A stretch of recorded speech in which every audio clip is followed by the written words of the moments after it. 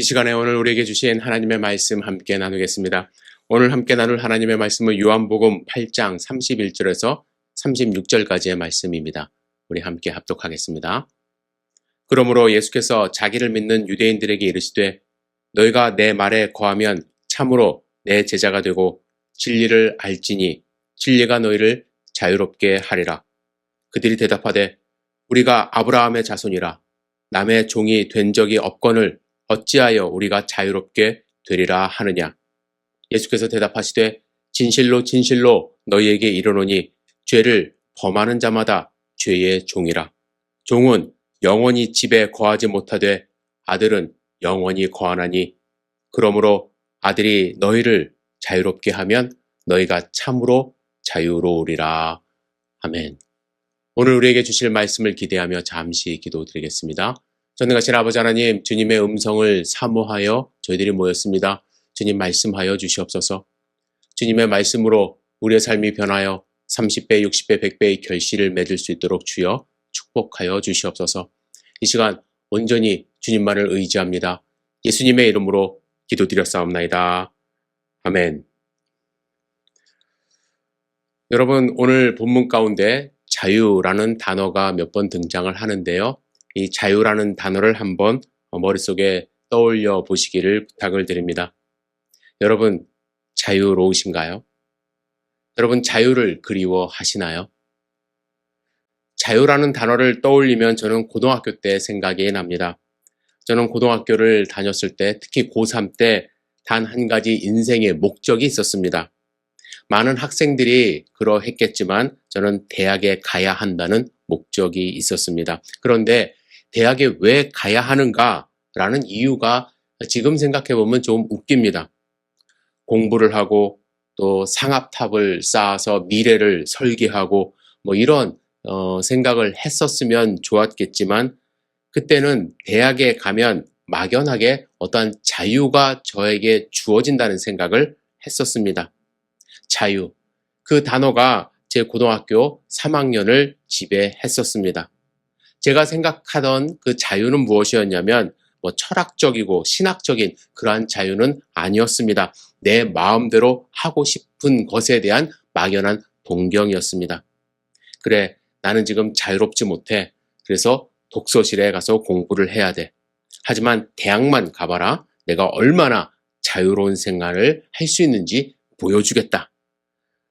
이러한 자유에 대한 동경은 저의 삶을 절제할 수 있게 했고, 그래서 학업이 향상되는데 많은 도움을 주기도 했습니다. 친구들은 당시에 이제 막 생기기 시작하던 이 카페라는 곳에 가기도 했지만 저는 그곳에는 절대로 고등학생은 가면 안 된다는 생각으로 한 번도 들어가 본 적도 없었습니다. 한 번은 교회 친구들이 제 생일을 축하해 준다고 대학로에 함께 가자고 말을 했습니다. 하지만 저는 그 당시에 대학로에 한 번도 가본 적이 없었거든요. 대학로는 왠지 대학생들만이 가야 하는 곳이라고 생각을 했습니다. 그래서 저는 안 간다고 했어요. 그런데 친구들이 정말로 저를 버스에다가 밀어 넣었습니다. 우르르 해갖고 같이 탔어요. 근데 제가 어떻게 했는 줄 아십니까? 앞으로 타고 바로 뒤로 내려버린 그러한 기억도 납니다. 그 정도로 저는 제 자신을 절제할 수 있었고 대학에 대한 열망으로 대학에 가면 자유로워질 것이다. 이러한 생각으로 1년을 버텼습니다. 결국 오매불망 바라던 대학에 갔습니다. 얼마나 자유롭겠습니까? 그죠? 그동안 하지 못했던 모든 기회가, 행동이 저에게 주어졌다고 생각을 했습니다. 그래서 보통 대학생들이 하던 모든 일을, 행동을 저는 하기 시작했습니다. 나이트클럽도 자주 갔고요. 주점, 카페, 당구 등등등. 저는 자유롭게 이 모든 행동을, 대학생들이 할 수 있는 행동을 했습니다. 그런데 문득 어느 날 제 스스로 이러한 질문을 했습니다. 나는 정말 자유로운가? 그렇죠? 저는 자유를 얻었다고 생각을 했었습니다. 그것이 바로 행복이라고 생각을 했었습니다. 그것을 내가 누릴 수 있다라고 생각을 했어요. 그런데 여러분, 자유는 정말 자유이어야 하지 않습니까? 그런데 자유롭지 못한 제 자신을 또한 또 한 번 발견을 하게 되는 거예요. 무언가에 더 얽매이는 내 자신을 발견합니다. 무엇보다도 육체가 힘들어요. 몸이 자유롭지 못하더라고요. 또한 정신적으로도 힘들었습니다. 그동안 어릴 때부터 자라온 저의 환경, 하나님에 대한 믿음, 하나님에 대한 두려움, 이것들로부터 절대로 자유로워지질 않았습니다. 저는 자유를 쫓아 살았지만 자유롭다고 자유를 누리고 있었지만 그것이 자유가 아니라 또 다른 올무라는 것을 발견합니다. 여러분, 유진 피터슨은 자유라는 책에서 이렇게 이야기를 합니다. 우리는 자유에 대한 환상이 넘쳐나는 세상에 살고 있다. 이 환상에 엄청난 돈과 거대한 정신적 에너지를 소비하며 권력, 섹스, 명성, 여가 등에 기대어 자유로운 삶을 꿈꾼다. 모든 산업이 이 환상으로부터 발전했으며 다양한 직업들이 이 환상에서 생겨났다. 정치 운동들은 이 환상으로 인해 출범하고 연료를 공급받는다.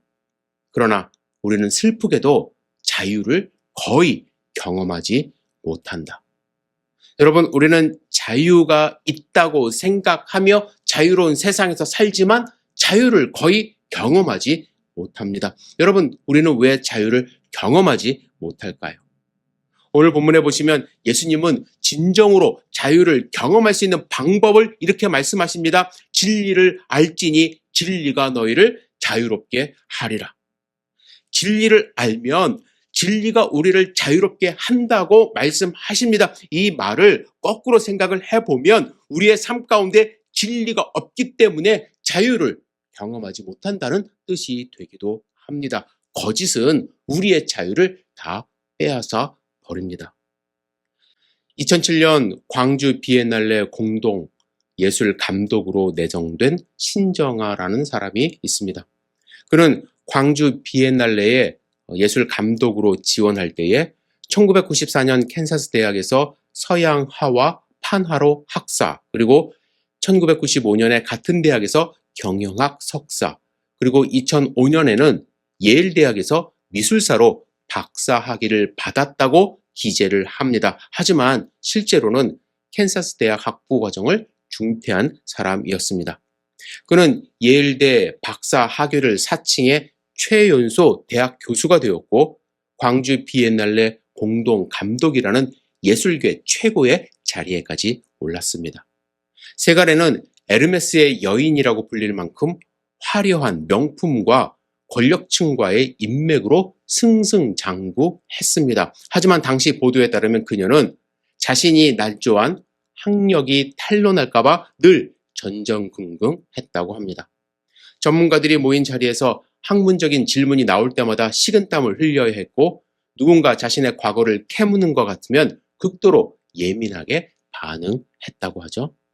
기사에서는 그녀가 명품을 휘두르고 고위 관료들과 친분을 맺는 이유가 자신의 빈약한 학력을 감추기 위한 신호였다고 분석하기도 했습니다. 즉 박사 학위라는 거짓말을 유지하기 위해 더 많은 돈과 더 높은 인맥이라는 방어방이 그에게 필요했던 것이죠. 그는 성공을 위해 거짓말을 시작했고 또 그 거짓말은 다른 거짓말을 낳았고 자신을 보호하기 위해 거짓말에 성을 쌓아서 결국 자유로운 삶을 잃어버린 것입니다. 여러분, 이렇게 자유함이 없는 사람들이 하는 보편적인 행동이 무엇인 줄 아십니까? 자신의 거짓을 정당화하기 시작합니다. 왜요? 거짓말로 인하여 얻는 유익들이 당시에는 좀 있거든요. 여러분, 거짓말을 정당화하는 방법은 여러 가지가 있겠지만 먼저 다른 사람을 비난하면서 상대적으로 나는 괜찮다고 착각하면서 계속 거짓된 삶을 살아가는 방법을 선택합니다. 이런 행동은요, 아담과 하와 이후 인류가 습관적으로 하는 행동이라 할 수 있습니다. 선악과를 먹은 후에 아담과 하와는 자유를 잃었습니다. 스스로 수치심을 느끼기 시작합니다. 하나님이 숨어버린 아담에게 말씀하십니다. 내가 내게 먹지 말라 한 그 나무 열매를 내가 먹었느냐? 이렇게 물어보셨어요. 아담이 뭐라고 했습니까? 하나님 죄송합니다. 제가 죄를 지었습니다. 용서해 주십시오. 이렇게 했나요? 아닙니다. 하나님이 주셔서 나와 함께 있게 하신 여자, 그가 그 나무 열매를 내게 주므로 내가 먹었나이다. 다른 사람에게 화살을 돌려요? 비난합니다. 그래서 하나님이 여자에게도 묻습니다. 내가 어찌하여 이렇게 하였느냐? 여자가 이르되 뱀이 나를 꿰므로 내가 먹었나이다. 이는 우리 인간의 가장 기본적인 죄된 속성을 드러내는 모습입니다. 자신의 잘못을 인정하지 않고 다른 사람에게 화살을 돌림으로써 상대적으로 나는 자유롭다, 나는 결백하다 착각하며 살아갑니다. 또 사람들이 거짓말을 정당화하는 방법으로는 권력을 잡음으로 법을 자기 마음대로 해석하고 판단하면서 자기의 행위를 정당화하는 거예요. 우리는 법은 만인 앞에 평등해야 한다고 생각합니다. 하지만 같은 죄도요, 돈 있고 권력 있는 사람들과 돈 없고 권력 없는 사람들에게 다르게 적용되는 것 우리는 너무나도 많이 지켜봅니다. 그런데 아무리 다른 사람을 비방하며 자신의 허물을 정당화하더라도, 아무리 큰 권력을 자기 손에 쥐었다 하더라도 진정한 자유는 그들 가운데 없습니다. 더 큰 잘못을 저지르고 더 큰 거짓말을 하면서 점점 더 죄의 노예가 될 뿐입니다. 예수님이 이 땅에 오셔서 예루살렘 안에 있는 수많은 유대교 지도자들을 바라봤을 때 그들의 모습, 거짓말의 노예가 된 모습이었습니다. 여러분, 그들에게는 자유함이 없었습니다. 유대교 지도자들, 바리새인들, 서기관들, 제사장들, 사두개인들, 그들은 어떠한 삶을 살았을까요? 끊임없이 사람들을 비판하고 정죄함으로 자신의 정당함을 드러냈습니다. 거짓말하는 사람들의 특징이에요. 권력을 가짐으로써 자신의 주장에 정당성을 부여했습니다. 겉으로는 그럴듯한 삶의 모습을 보였죠. 거룩한 옷을 입고 거룩한 발걸음으로 율법을 암송하고 절기나 제사 빠지지 않았고 향신료로 사용하는 식물조차도 11조를 내며 하나님을 사랑하는 모습으로 살아갔습니다. 하지만 예수님이 그들을 봤을 때 그들은 회칠한 무덤으로밖에 보이질 않았습니다. 겉으로 볼 때는 회를 칠해놔서 무덤처럼 보이지 않게 노력했지만 결국 그 안에는 썩어가는 시체가 있는 모습이 바로 그들의 삶이었던 것입니다. 자유 없이 죄의 노예로 그들은 살았습니다. 그들의 삶의 모습을 가장 잘 보여주는 것, 예수님이 선한 사마리아인으로 말씀하신 비유입니다. 한 사람이 예루살렘에서 여리고로 내려가다 강도를 만나지 않았습니까? 강도는 그 옷을 벗기고 때려 거의 죽을 것 같은 사람을 버려두고 갔습니다. 마침 한 제사장이 그 길로 내려가다가 그를 봅니다. 그를 피하여 지나갑니다. 또 레위인도 그곳에 왔지만 그를 보고 피하여 지나갔습니다. 여러분, 예수님이 이 비유를 하신 이유가 있어요. 왜냐하면 율법 교사가 예수님께 이렇게 묻습니다. 무엇을 하여야 영생을 얻을 수 있습니까? 이렇게 질문을 했거든요. 예수님이 율법사에게, 교사에게 율법에 무엇이라 기록되었으며 내가 어떻게 읽느냐? 예수님이 다시 질문하셨어요. 그때 그의 대답은 무엇이었냐면 내 마음을 다하며 목숨을 다하며 힘을 다하며 뜻을 다하여 주 너희 하나님을 사랑하고 또한 내 이웃을 내 자신과 같이 사랑하라, 이렇게 답을 했어요. 그들은요, 무엇이 진리이고 무엇이 참인지 알고 있었습니다. 진리를 갖고 있었어요. 그죠? 제사장과 레위인, 어떤 사람이어야 합니까? 그들은 자유함으로 이웃을 자기 몸처럼 사랑해야 했던 사람들입니다. 그러나 죽어가는 사람을 보면서 아마도 여러 가지 생각이 들었을 거예요. 죽은 사람을 건드리면 내가 7일 동안 격리되어 있어야 하는데, 저 사람을 도와주기 시작하면 돈이 들 수도 있는데, 저 사람을 살리면 혹시 무언가를 더 달라고 하는 것은 아닌가? 머릿속으로 스스로 많이 정당화합니다. 이웃을 사랑하라는 큰 계명을 무시할 만큼 자신의 정당성을 가지게 되면은 자신이 갖고 있었던 진리는 사라지게 되고 그 진리 안에서 자신의 삶을 자유롭게 누리지를 못하고 거짓의 노예가 되어 행동을 하게 됩니다. 이 비유를 하실 때에 질문을 했던 율법사는 아무 말도 하지 못했습니다. 뿐만 아니라 예수님은 6월절에 성전에서 장사하는 사람들의 모습을 보셨습니다.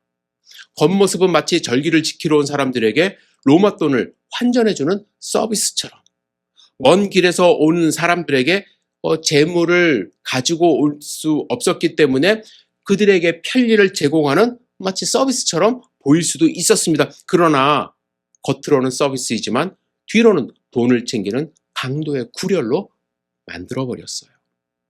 그럼에도 불구하고 그들은 하나님 앞에서 기도합니다.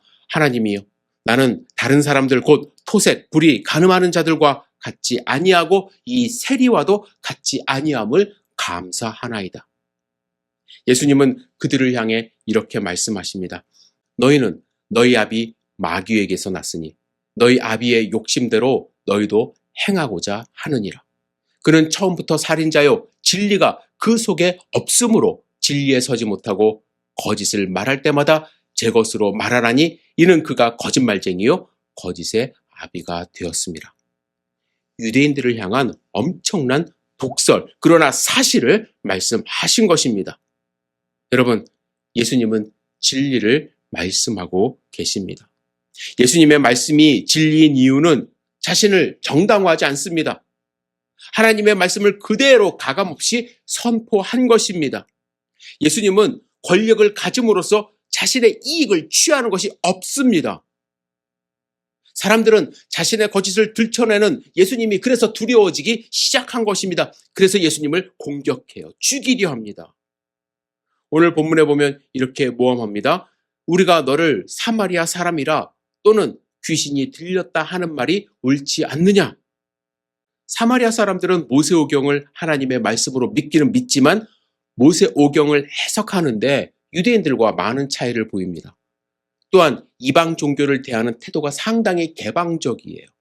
따라서 사마리아인들의 율법 가르침은 정통성이 없다라고 유대인들은 생각을 했습니다. 그래서 유대인들은 예수는 사마리아인이다 라는 종교적인 프레임을 씌움으로써 그의 가르침은 정통성이 없다고 비난하고 깎아내리려 했던 것입니다. 심지어 예수님께서 귀신을 쫓아내시는 일도 하나님의 능력이 아니라 더 큰 귀신의 힘을 힘입어 가능했다고 억지 주장함으로써 예수님의 권세를 인정하지 않으려 했던 것이죠.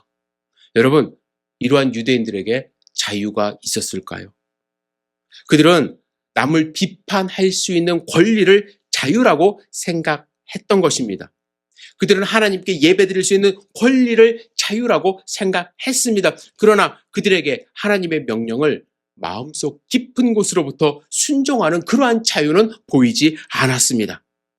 하나님의 명령을 따른다 한다면 안식일에 38년 된 병자가 자리를 들고 걸어가는 모습을 보면서 진심으로 축하할 수 있어야 했습니다. 그것이 진정한 이웃 사랑이니까요. 음행한 여인을 데리고 와서 예수님을 시험할 것이 아니라 돌로 쳐 죽일 궁리를 할 것이 아니라 그 여인이 다시는 죄를 짓지 못하도록 인도하며 하나님의 마음으로 용서할 수 있는 사랑도 가지고 있어야 할 것입니다. 여러분, 바울은 바리새인이었습니다. 철저하게 율법을 지키던 종교 지도자였어요. 그러나 예수님을 만나고 그 안에서 참 자유를 경험했습니다.